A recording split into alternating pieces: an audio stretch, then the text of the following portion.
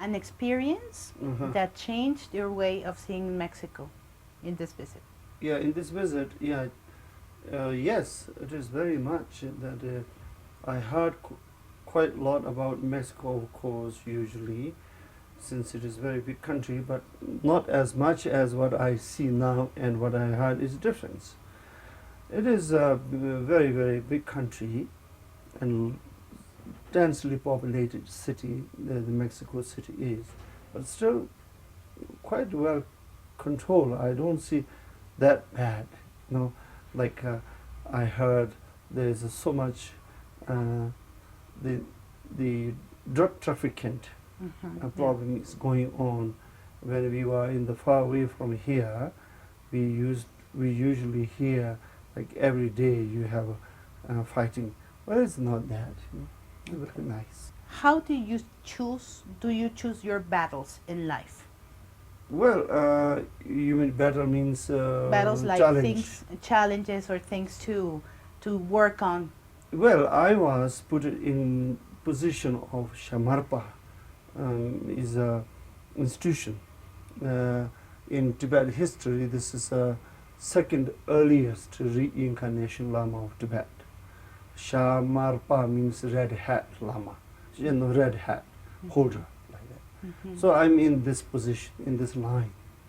But I was put into this line before I decide what I want to be, because kids' time, parents handed over to the monastery.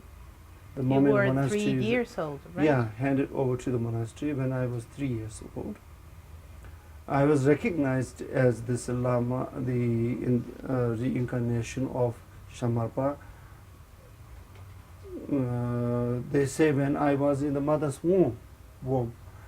But anyway, when I grown up, I had to carry on my responsibility as an institution of Shamarpa. It is big struggle. Is it hard? Oh, it is very, very hard. Among the old Tibetan lamas, the Shamarpa institution has had the biggest challenge. What is the most hurtful experience you have lived, but at the same time the one you've learned most from? Well, as I told you, Shamarpa's institution is very complicated. So there are a lot of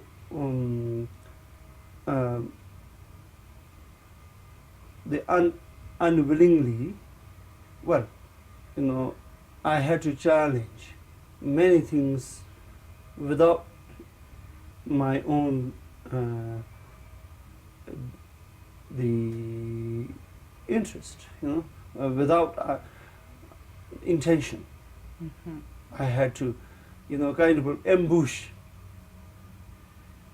connected to the politics, such as Tibetan sect politics, and then China, and then also corruption problems.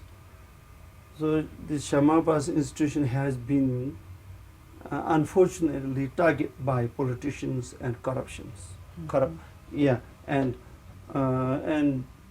also China, India, the Tibet.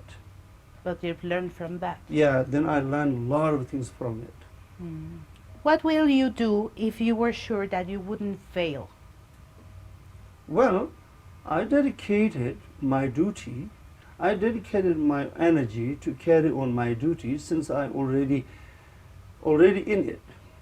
So when good time, I cannot sacrifice the institution that I'm working for when something bad happening. Good time, I'm in that, but bad time, then I give up. Is ethically wrong. So I carried on my responsible as much as I can. I tried. Well, it's quite okay. It went very well. My opposition was one time China government, and one time there's a small state of India was my opposition. So I had to challenge with many of the big big administration, government, big government. I had to challenge with them because for the interest of politicians, or also interest of the China, they wanted to ruin the school of Kajupa.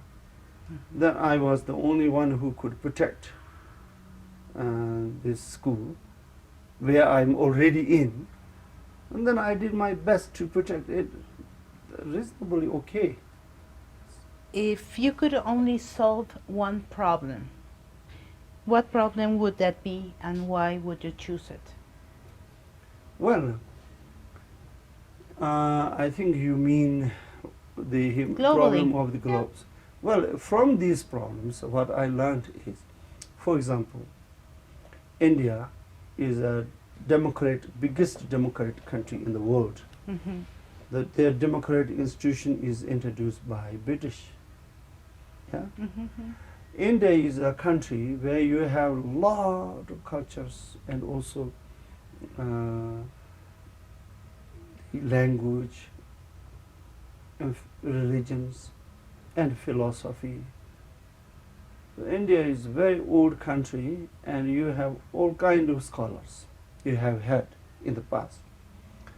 They write all kinds of books they have written, the scholars in India. Very good on writing and talking, and especially for debate. British law has been introduced to India. Okay, good people protect the law, follow law and protect the law, and they dedicate a lot for good shape to make the good shape of the country. But the selfish politicians, they manipulate the British law, and they manipulate it all the time. British law is not, I will say British law is unsmart law. A country like India, it couldn't implement properly. And I did not, actually, I'm not in the position of the government or politics, anything, so I don't have to know so much about the law because I'm not. Of course, you're not a in professor, a doctor. Not in that field. But I received, my school received a lot of problems by these politicians, from the politicians misusing the law of democracy in India. And from that I learned, democratic law of England is not so good for the world. So I written a book. Of course. I written a book called Transparent Democracy System, because I learned that whole world will suffer more and more under this kind of legal system, because everywhere you have law pretty much similar to British law. Communist countries may be different. I don't know so much about communist, but democratic countries in the world all are very much similar to British law as far as my understanding. And this kind of legal system will always provide opportunities for the politicians to misuse, and then all people will suffer. Therefore I wrote this book. And then you are a teacher of meditation also. If you could just resolve one problem that the modern man has, what would that problem be? If you could resolve. Well, knowledge, and then peace, yeah? Knowledge, proper knowledge, ethical knowledge, and I will say also logical knowledge. The teachings in Buddhism about this, teachings given by Buddha on ethics, and in order to develop the peace of mind. And achieve happiness, right? Yeah, because peace of mind, then you have happiness spontaneously. So once you have peace in the mind, then you have a happiness, that also ultimate happiness. Buddhist teaching provide the best on that. You know? Therefore, I don't mean people should follow Buddhist religion, but I mean people should learn the Buddhist meditation and Buddhist concept about ethics, such as compassion, love, exchange one another, instead of being selfish. So good ethics given by teaching on good ethics given by Buddha is very applicable even in now modern days. More and more in the future, the value will be more, applicable. What historical moment Mhm. would you erase from the history of mankind? Erase if you could means delete. to eliminate, yeah, erase. Mhm.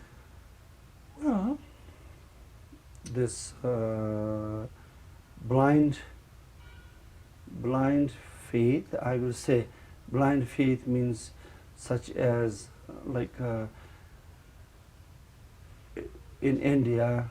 So since I can only talk about India, Tibet, Nepal, we had in the past religion that if satya, women burning, Mm. women has to go in the flame of husband's funeral by saying that the woman can directly go to heaven. Mm. That kind of superstitious you had in the religion. Nepal was terrible. In 1600, Nepal exercised that kind of religious practice so badly. And in Tibet also, a lot of similar like that have happened. Even in Buddhist time, but the rulers are very selfish. Mhm. So that kind of belief, religious, the ignorant religion, controlling the country, should Mhm. be erased. Okay. Yeah. Well,